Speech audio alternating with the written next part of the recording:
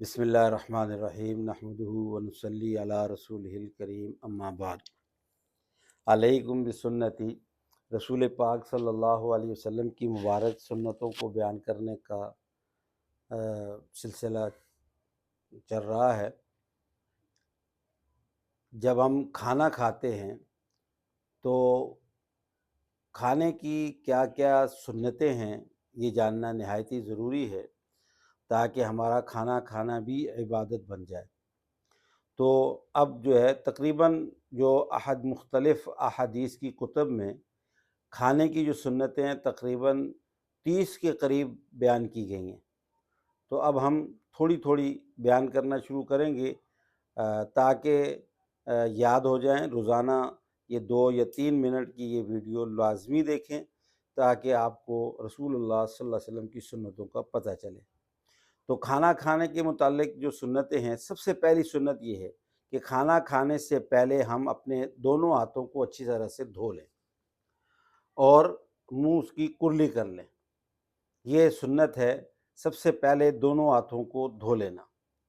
اس کے بعد دوسری سنت یہ ہے کہ ہم کھانا کھانے سے پہلے نیت یہ کریں کہ جو ہم کھانا کھائیں گے اس سے جو اللہ تعالیٰ ہمیں طاقت عطا فرمائیں گے اس سے اللہ کی عبادت کریں گے۔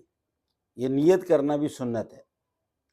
تیسری سنت یہ ہے کہ ہم جو کھانا کھائیں وہ دائیں ہاتھ سے، سیدھے ہاتھ سے کھانا کھائیں۔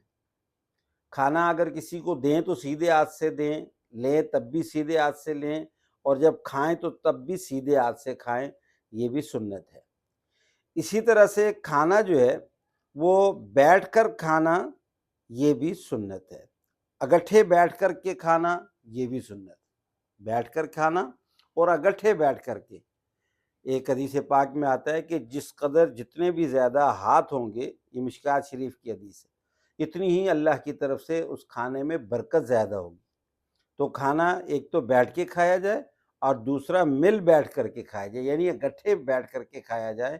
اگٹھا کھانے سے کھانے میں بھی برکت ہوتی ہے اور یہ رسول اللہ صلی اللہ علیہ وسلم کی مبارک سنت بھی ہے۔